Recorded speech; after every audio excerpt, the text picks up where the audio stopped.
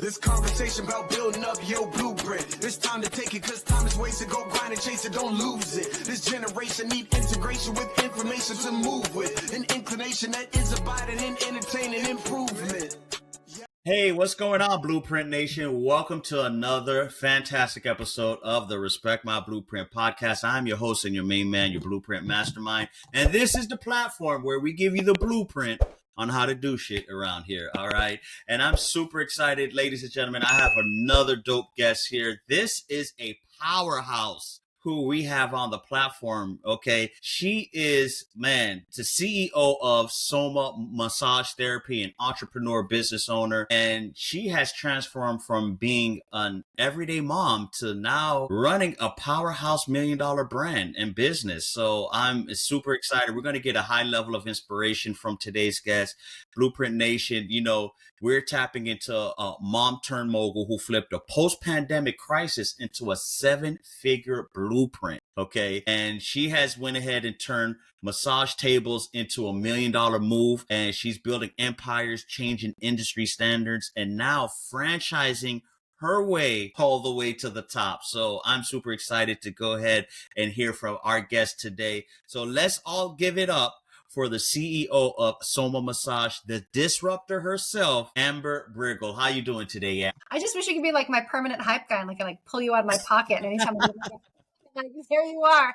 That was a great read-in. Thank you so much. I'm really excited to be here. Absolutely, absolutely. Well, you deserve it because your story is fascinating. I know we've had our intro call before, and you kind of gave me an elevator pitch on which I was fascinated as well when you shared everything with me. But before, I was privy to the information, but if you could go ahead and take a few minutes to share with the audience, first of all, a little bit about yourself, your background, and how you've become this quote unquote super mom entrepreneur right now. Yeah, thanks. I will try and keep it brief because I've been a massage therapist for over 20 years now and a business owner for 13. And so trying to keep it brief is going to be a challenge. I graduated from massage school. I went to a really fancy 4-year college in the 90s because I'm an old lady now, and graduated with a really fascinating degree, but it wasn't really something I knew what to do with. I didn't really know how to market myself. I didn't really know what I was going to be doing in life. And I I was floundering after college and basically was working in this dead end job when I found myself living in Boulder, Colorado with my husband. He was going to grad school out there. And I knew I wanted something more, but I knew I didn't want to go back to school for another degree because I didn't really know, again, what I wanted to do with my life.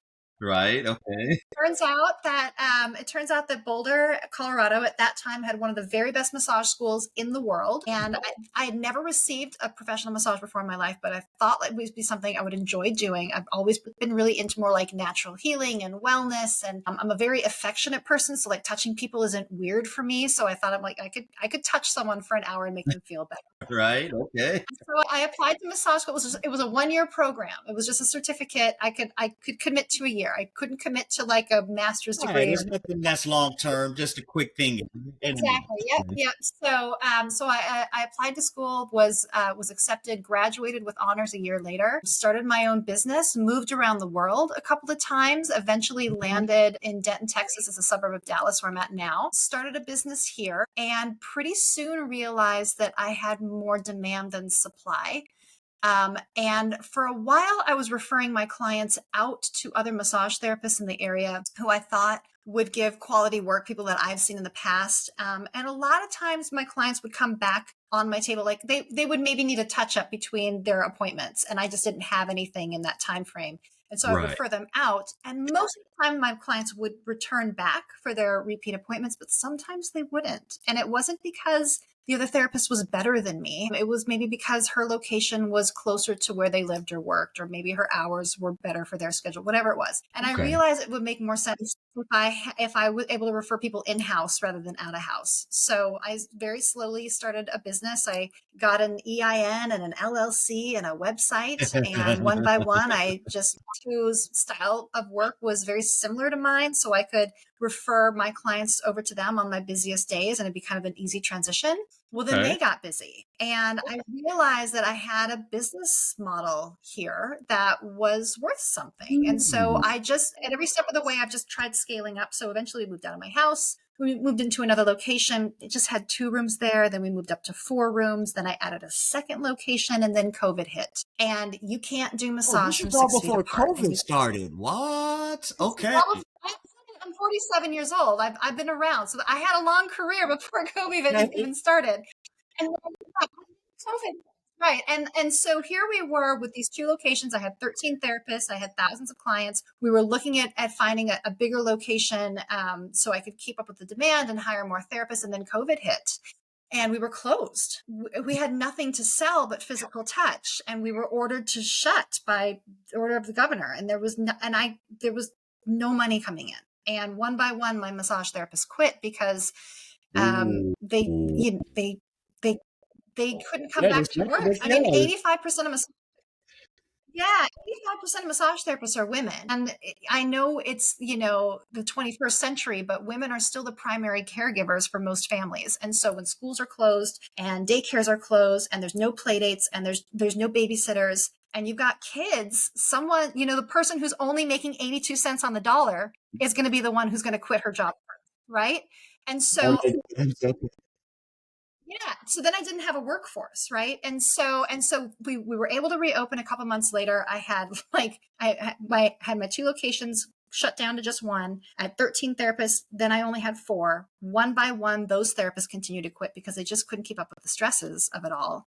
And yet a year later, we relaunched in a location that's twice the size of what we had before. I now have 25 massage therapists. I reopened a second location. We gross over $1 million a year. And now we're looking at franchising. And we can talk about the tenacity and the creativity that it took to get to that point. But and we talked about this before we started recording. And we talked about how I've been kind of like stumbling forward for most of my career. Like I can't say most of this has been planned. It's all been kind of a happy accident. But I think your listeners who are those entrepreneurs, like we all kind of have this sort of like innate sort of like gut feeling that like you kind of know sort of the next thing. So like here I am floundering in Boulder and I don't know what I want to do with my life. And then I'm like, oh, massage school. Actually, that sounds like a good idea, right? And then I land in Denton where I'm at now and people want more massage and I can't provide it. So how do I meet that need? Actually, maybe I'll hire somebody, right? And you just kind of keep tripping forward into these happy accidents. And now we're at a point, like I said, where we're franchising coast to coast. And I cannot believe my good fortune. And I'm so happy to be here and so grateful to be here and so excited to tell your guests how I got to this point. Oh my God. Hold on, Amber. Wait a minute. First of all, fascinating. Like, I have to ask you this. Okay. So when the pandemic hit and because it's easily social distancing and everything, how come you didn't quit? That could have the pandemic, that could have been easily the moment where you say, you know what, pack it up, it's done, forget about it. But you plowed through it. Yeah. I mean, I didn't have a choice. Failure just wasn't an option. That's just what it is. I did not do anything wrong, right? I didn't make a bad legal decision. I wasn't being a bad manager and making bad personnel decisions. It's not like I made a bad ethical or financial decision. I just found myself in a once in a century global pandemic.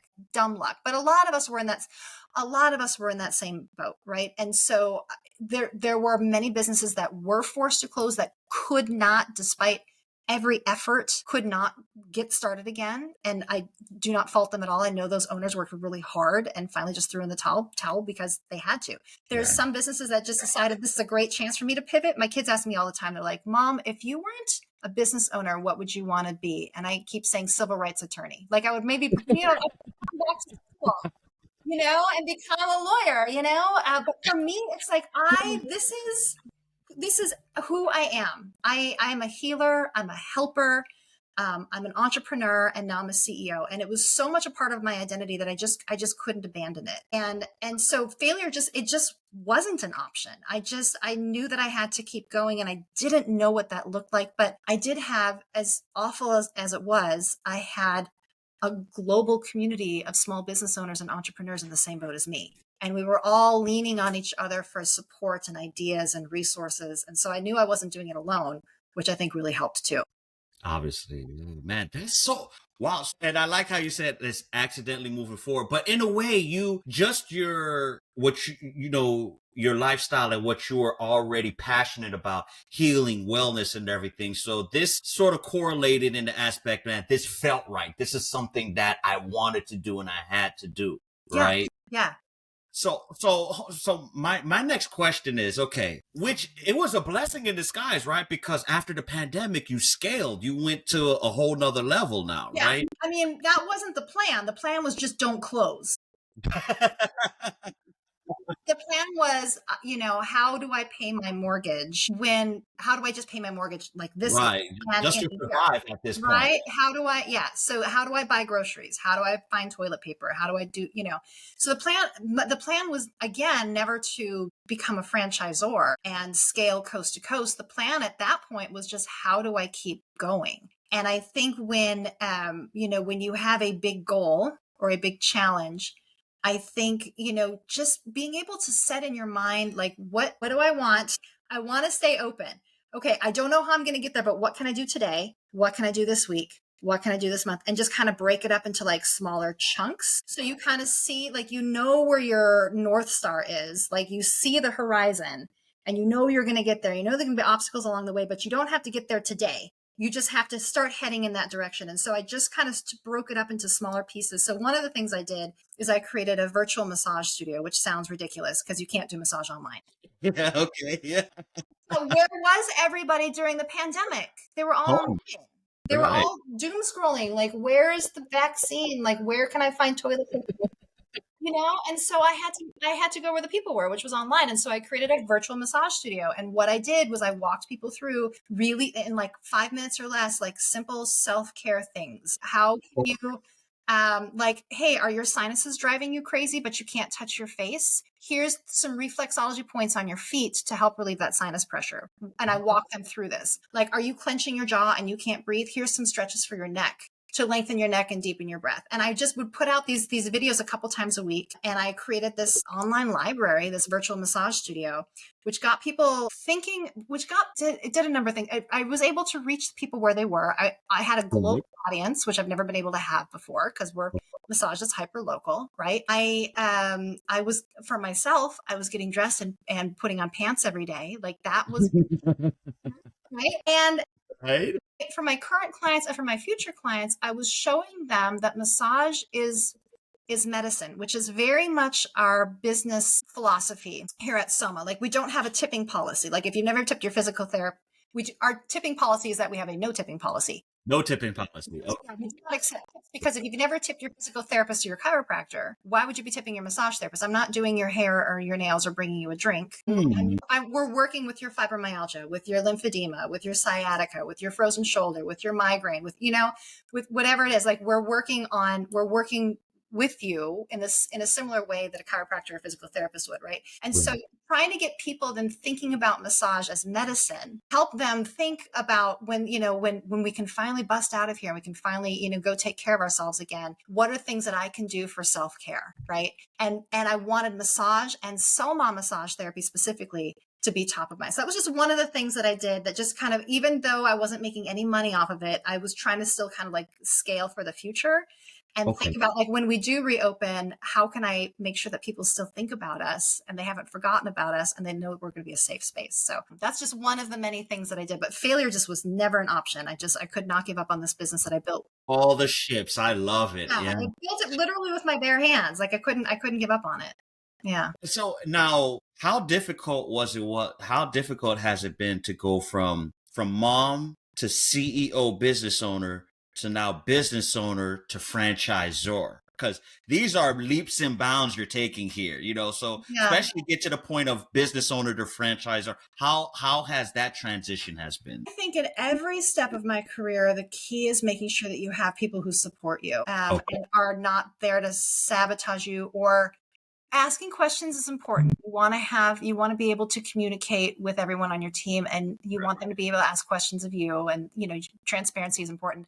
But asking too many questions, like, well, I don't know why we're just not stop. Like, no, I'm in charge. Like, I'm going to take that into consideration. Thank you very much. But making sure that you have people who support you, who are not getting you sidetracked, that you're not trying to put all of your attention over here trying to appease them or fix the messes that they've created, but having people who are solidly behind you, whether that's, in my case, my spouse, who could watch the kids when I was just working as a massage therapist and trying to grow this business, to now having a team of 25 massage therapists, 4 front desk assistants, including a general manager, and a whole team, a franchise coaching team that's helping me work through this process, who believe in me fully. So that just frees up my energy and my brain cells to think about that horizon. Where am I going? How do I get there? And I can delegate, right? And I don't have to babysit. I don't have to micromanage, because I've got people who are supporting me every step of the way. And I think no matter what industry you're in, whether you're in tech or you're a roofer or you're in retail or whatever it is, making sure that you have people who support you and believe in you and see where you're going and see that horizon with you. I think that's the key to success for any business and any leader, no matter what industry you're in. Because again, if you're trying to just put out fires and convince people who should already be convinced, then you're wasting your energy and you're getting sidetracked, and you're not going to get to that goal as quickly as you need to. You're so right, because there's a saying that I always have. I'm pretty sure the audience have heard me say this hundreds of times, but I die by it. You can make $1 million for yourself, but you can't do it by yourself, right? Yeah. You need that team.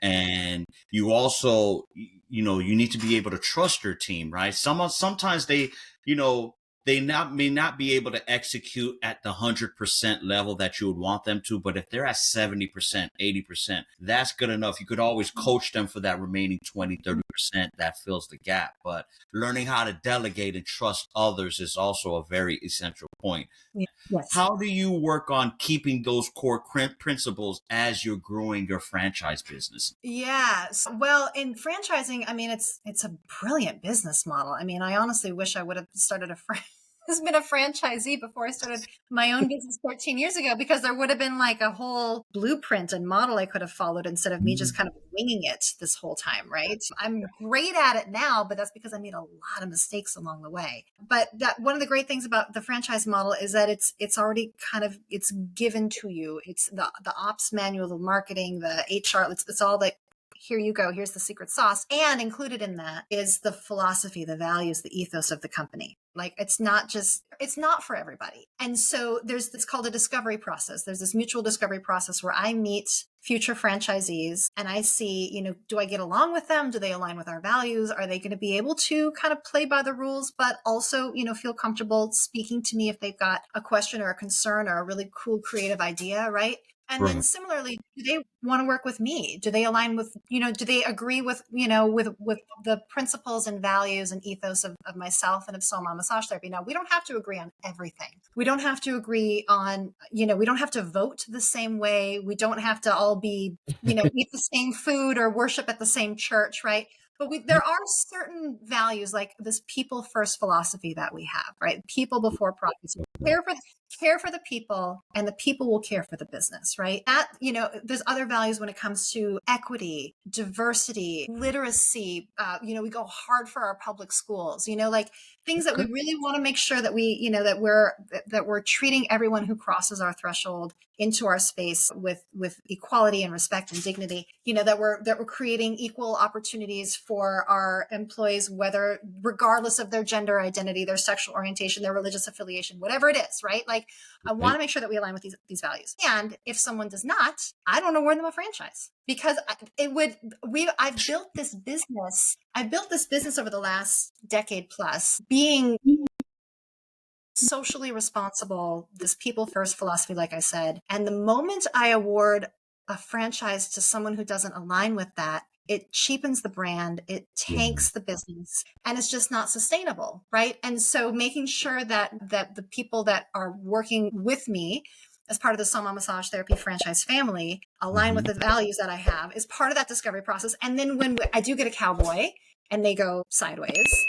There are clauses in the contract on how to cure that. And if they don't, then you just yank the franchise agreement from them and they don't have a business anymore. So there's certain, there are guardrails, and it's not like I just give a franchise to anyone and they can do anything they want.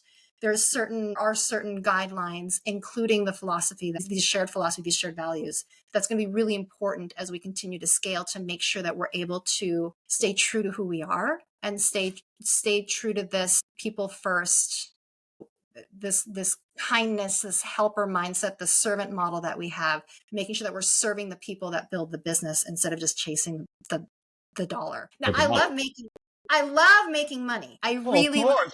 But that can't be the driving force there. That can't be the impetus of business. Because it's not sustainable if that's the case. Yeah. Yeah. And you've hit the nail right on the coffin there. And I want, especially for the audience, I hope they really took, extracted that point that you just made, because you always have to put people first in your business. Doesn't matter if it's a hot dog stand or a massage therapist that's hyper driven into people, right? You still have to put your clients, your customers, and consumers first if you want to be able to scale. Now, here's another question I have for you, right? Now, I know for you, when you started, you took the 1-year course to get certified to be able to become a massage therapist. But say someone in the audience is listening and they say, wow, massage therapy, I never thought about it, but that would be interesting. I would love to, if I have a few dollars saved up, I maybe would like to start a business to do so. What kind of requirements or certifications or licensure they would need to be able to be a massage therapist with Soma Massage? Every state's going to have that's a great question. Every state's going to have different licensing requirements. So in the state of Texas, you have to have 500 hours from an accredited school and pass an exam. I graduated back in the Stone Age because I'm 100 years old. And so at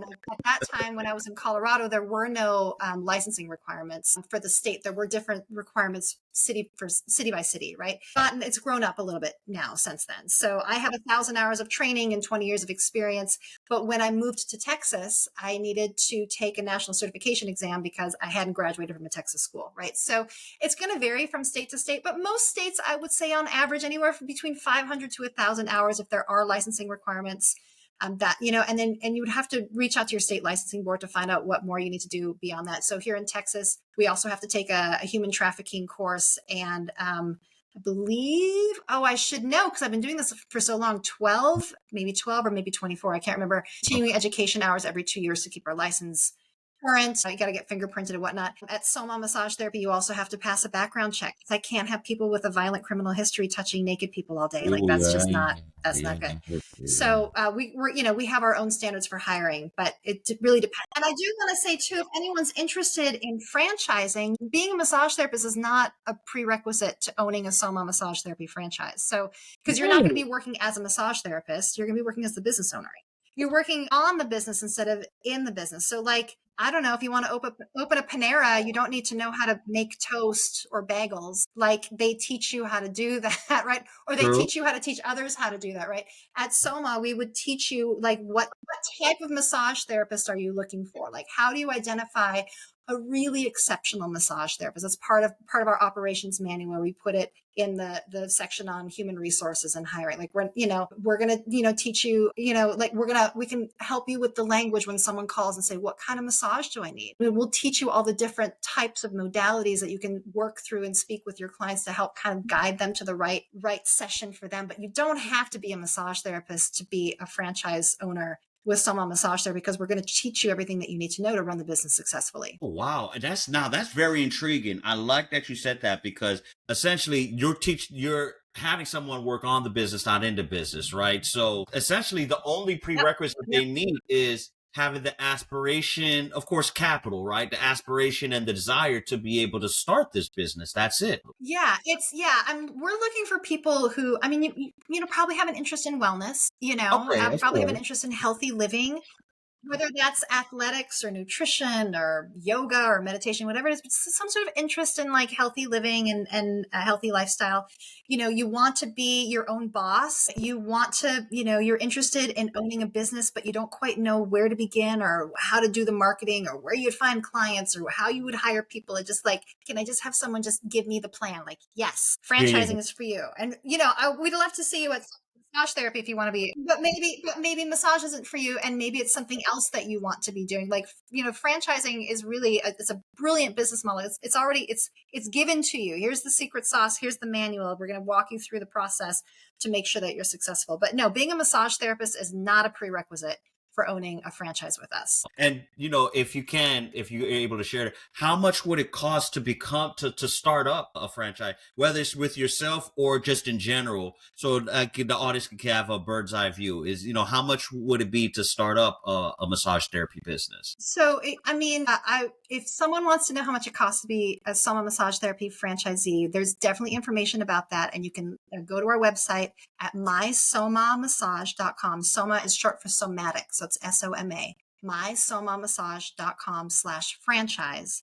There's some information there about what it would look like to be a Soma Massage Therapy franchisee. And then there's a form at the bottom that you can fill out where we're going to send you some more information and an invitation for a discovery call. We do them on Zoom once a month, and you can hop on, and that's where we would disclose how much it would cost to start a franchise. But I got to say, whether you're starting a massage studio yourself on your own, it's going to cost roughly about what it would cost to start a franchise where we already have the business model here for you, ready to go.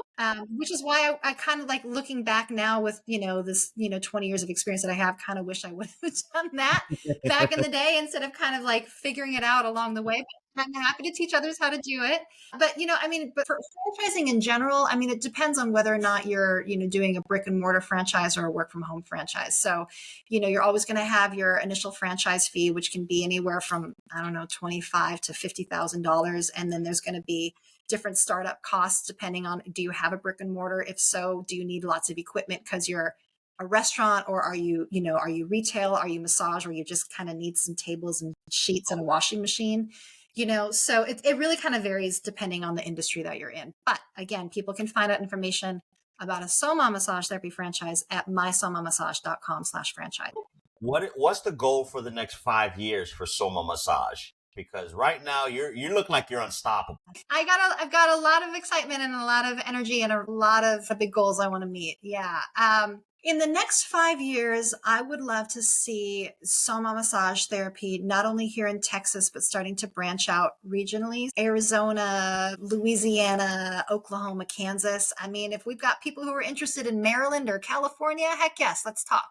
But I'd love to see us move beyond the state of Texas. And then for myself personally, I've got my son's graduating high school in a year, and my daughter will graduate high school in 4 years. So that will really allow me, that was one of the reasons why I wanted to franchise too, was because I wanted to have more options. I guess I can't really transfer to another Soma Massage in another state because currently there aren't any. And so I wanted to elevate myself to be a CEO so I really can work anywhere. So for myself, I'd love to see, maybe we move closer to my in-laws in Colorado, maybe I move closer to my mom in Minnesota, maybe, I don't know, maybe I'm your neighbor in Florida. I don't know, but someplace where I want to be, I can make a choice and kind of move anywhere I want and have that flexibility being a CEO and being able to go to visit new franchises as they're opening up and making sure that they have all the tools in place so that they can be successful and, be a little bit jet setting a little bit.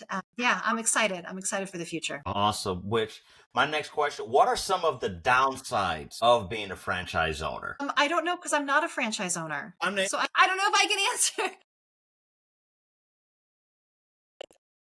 Yeah, I can answer that because I don't have that experience, so I don't know. Being a downside of being a franchisor, or just because let me see any right now. Well, let me put it like this, because some people may be discouraged of becoming part of a franchise because they feel like they're boxed into a certain set of rules, regulations, and a format, right? So what are some of the things that you have experienced as far as some of the pushback you get? What's your response to those pushbacks? Well, I think you're slow to hire because again, I think it goes back to what I was saying earlier about wanting to make sure that you have people on your team that support you and believe in you. Now, absolutely, if people have questions or want to challenge, this is the way we've always done it, therefore we're going to keep doing it this way. Like that's a great way to become extinct. So I think it's wonderful when my employees, whether they're a massage therapist, a receptionist, or the general manager, bring to me ideas. Like I want there to be that open communication, but I also want that when we make a decision that the team like works as a team and moves forward. And so how do I manage dissent or pushback is I'm slow to hire. I want to make sure that I have people who believe in me and believe in where we're going. And when there is pushback, I know where we're going. Like I was able to keep this business from completely collapsing during COVID. So I might know a thing or two about what it takes to make a business successful. We've had to do a couple of price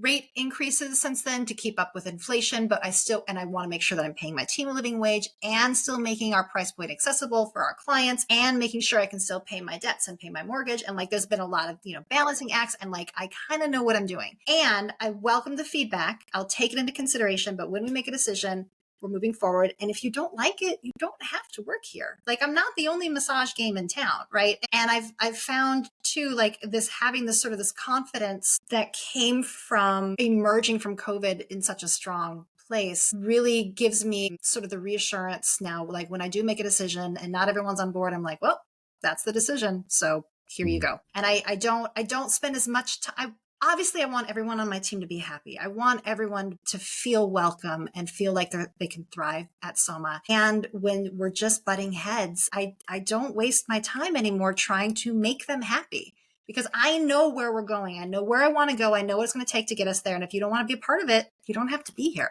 So be it. I kind of give 0 Fs anymore. There's a thing that happened when I'm 47 now. There's a thing that happened when I turned 40, where it's like suddenly I was like, oh, I'm a grown I am a full ass grown up and I can do what I want now. And the older I get, I guess the 0 Fs I give if people don't like me. Like you don't have to like me. We just all have to get along and work together as a team. I would love for everyone here to be happy. I will do everything I can in my power to make you happy. And if it's no longer a good fit, then we can find ways to part ways, and I will write you a glowing letter of recommendation because I want you to be happy. I will be on your team 100%.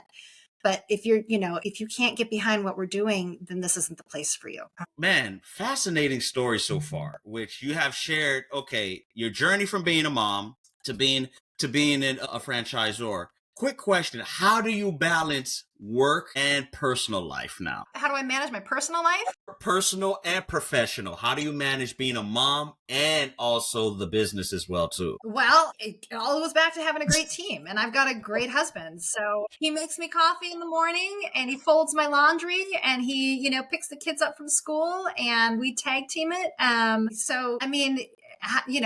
How do you manage being a working dad? You've got a great partner and they help with the kids, right? So my answer would be probably the same that you'd ask any of your male guests is like, you just have a great team at work and at home that are able to support you. And that's what I do. Yeah. And I wish I had a more thriving personal life. I will say that I am getting together with a friend tonight for a couple of drinks, but it is really hard. I think every parent, whether you're a mom or a dad, can relate to. It's hard to find that time, that grown-up time when you're juggling your career and your kids. Now my kids are older. I've got a 17-year-old son and a 13-year-old daughter, so I can leave the house for a little while and not worry about them too much, but they, they're still needy. They're still kids. But I think my answer would be the same as any of your dads.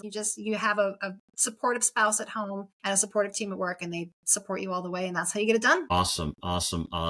Now, my final question before we wrap up is, what's the one piece of advice? I think having a clear idea of who you are, where you're going. I keep talking about building that team to support you, but you got to know first where you're going, and you need to know what your mission is. You need to know who your target market is. You need to know what your differential advantage is, what sets you apart from, we haven't spent any time talking about, people can find on our website at My Soma Massage what sets us apart from the other corporate studios out there. We're vastly different than the others. So what's your differential advantage?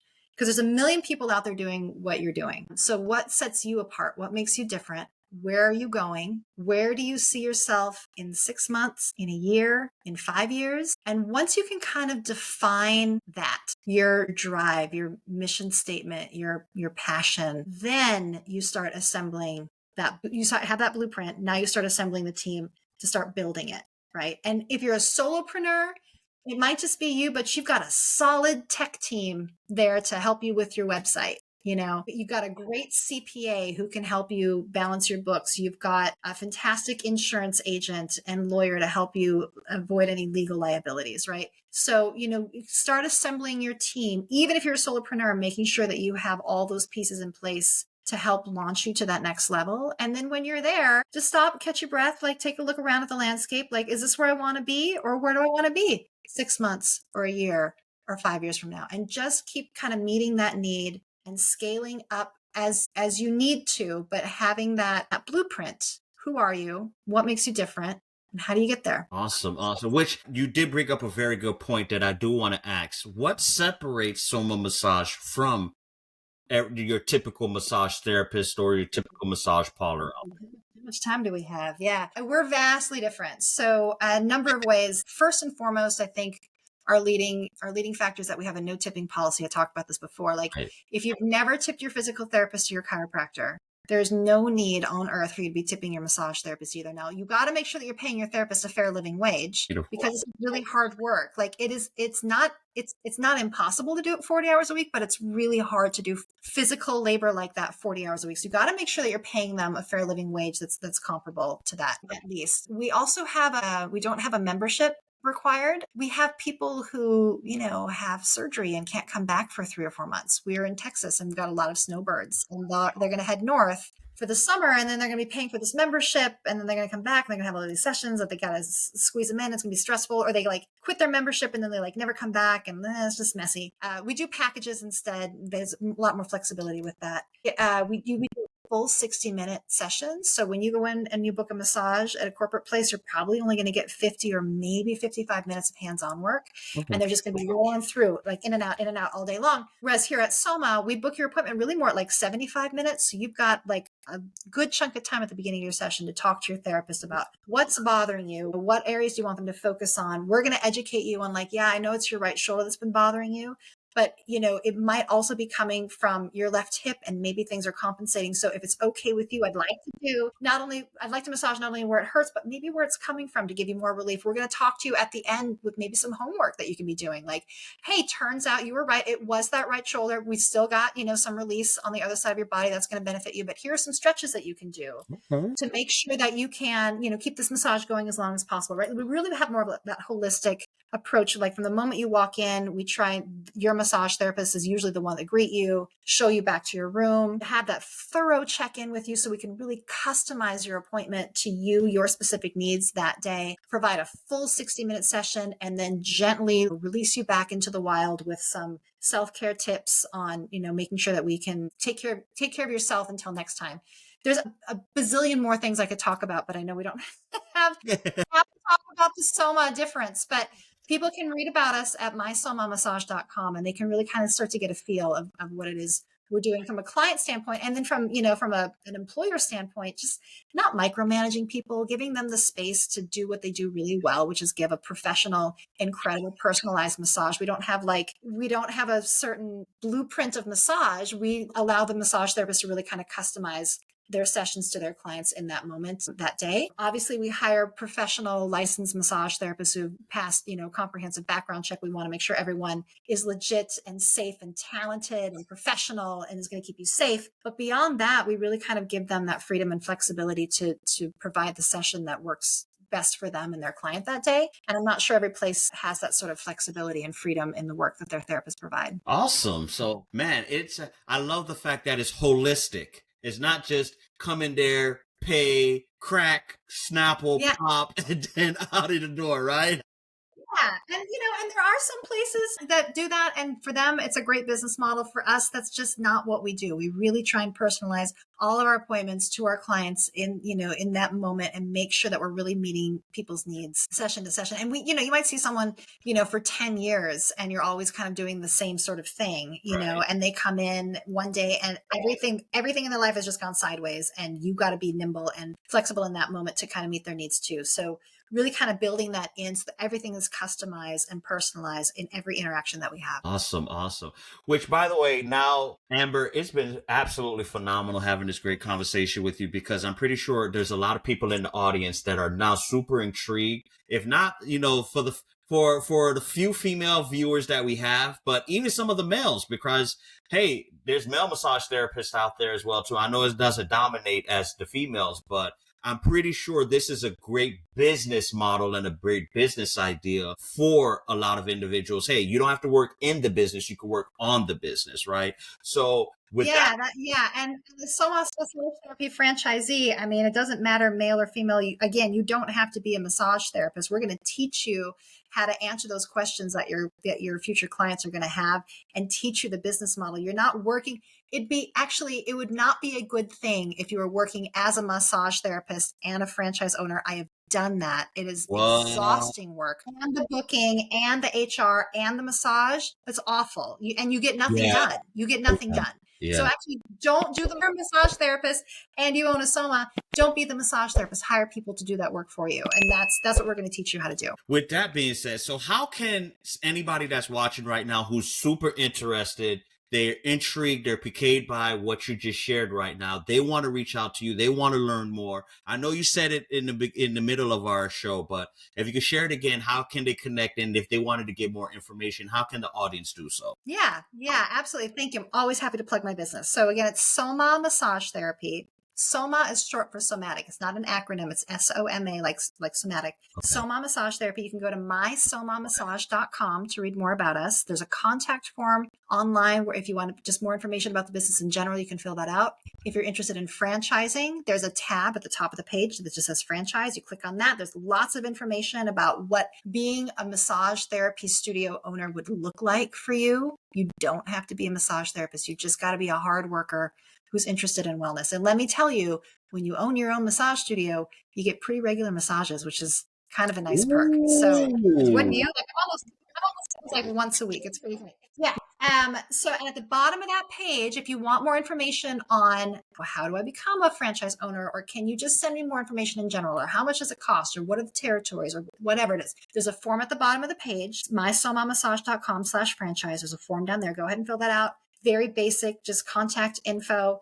We're going to send you more information. We also have a monthly discovery call. It's typically on the second Wednesday of the month at 1:00 Central. This summer, we're kind of switching it up a little bit because I'm traveling a little bit, but we'll send you information on that. You can hop on that free Zoom for an hour and learn more about Soma. And if it's a good fit for you, that's great. I would love to welcome you into our Soma Massage Therapy franchise family. If it's not a good fit for you, that's okay too. If you happen to know somebody for whom this would be a good fit, we do have a franchise referral program. So if you, Wes, or one of your listeners know someone who would totally kill it at owning a massage therapy studio and they want a franchise with Soma specifically, introduce them to me. If they then become a franchise owner with Soma in the future, then you will get either $1,000 cash or a year of free massages at Soma Massage. So who do you know? So listeners, if you know someone and they just got fired by Doge and they're sick of this bullshit and they want to be their own boss, like send them my way and we'll talk and we'll see about, if being a franchise owner is good for them. If it's the right fit and they become a franchise owner, then you're going to get $1,000 cash. That's great. Everyone loves it. So again, it's mysomamassage.com/franchise. Wow. Thank you so much. Which, listen, ladies and gentlemen, the description as well, all of the links to be able to go ahead and reach out to Amber, as well as to learn more about becoming a franchisee with Soma Massage, will be included in the show notes here. Definitely check her out. Listen, if you had any interest, any desire to be able to learn more or to be able to get into this business, it's a dope business opportunity, because unlike most business opportunities or franchise opportunities where there's a prerequisite for you to be involved in the business or there's some type of training for you to be, this is a complete I would say almost a passive income. You could just become the franchise and hand off approach in a way, right? So I mean, yeah, and then we'll teach you how to hire the right sort of people so that they can run the business and you can own multiple studios and, go move to Florida and be your neighbor. There you go. Yeah. So listen, ladies and gentlemen, definitely check out Amber. I highly encourage you to do so. Plus, hey, we all win. Amber wins, you win, even I win, get $1,000 in my pocket. So come on, help your boy out. I love it. I do want to that offer goes to you. If you send me one, or your listeners, if they send me one, then they'll get that $1,000. So make sure you promote this podcast everywhere so your listeners get that. Absolutely. And yeah, and Wes, if you know anybody, honey, send them my way. I really would love to meet. I think you seem to be the type of person that knows some really positive, hardworking ass kickers. And I would love to meet them. So Wes, send me your friends and they'll open a Soma and then you'll get $1,000 every time they sign up. Absolutely. As you can see, I'm nothing but smiles and energy over here. And I love to also keep the same type of vibe and people around me. So I'm definitely going to connect, which, after the show, we're going to talk some more because I definitely have a few heads I want to send your way. All right. That's great. I love it. And I love it. Amber, you're doing awesome things. Your story, honestly, from you being a super mom to facing the brick wall of the pandemic and pushing forward. I want everyone to really just take that from just this episode, that don't let nothing stop you. Don't let nothing hold you back. Always push forward. Have that North Star and have those blinders on, and you could achieve anything that you put your mind to. Yes.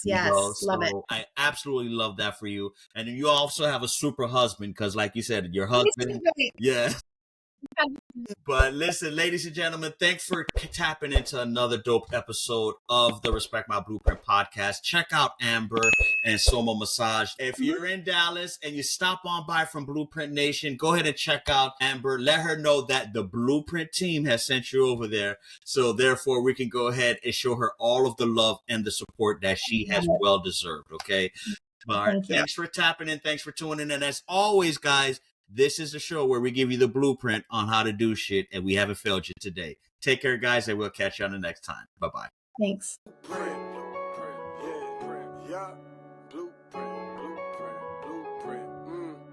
This conversation about building up your blueprint. It's time to take it because time is wasted. Go grind and chase it, don't lose it. This generation need integration with information to move with. An inclination that is abiding in entertaining improvement. Yep, Wesley Paul with Blueprint. His guests are exclusive. Get on and tune in and then learn some new tips about credit, finance, investment. A nice chance to get rich and buy land. Flip it, quick 9 bands. Learn all the skills from Wesley did it. Learn how to build successful business. Run up a mill and get the digits. Run up a mill. Look, safe place where guests are speaking. Based off financial freedom. All facts, no cap, believe it. Podcast, you have to see it.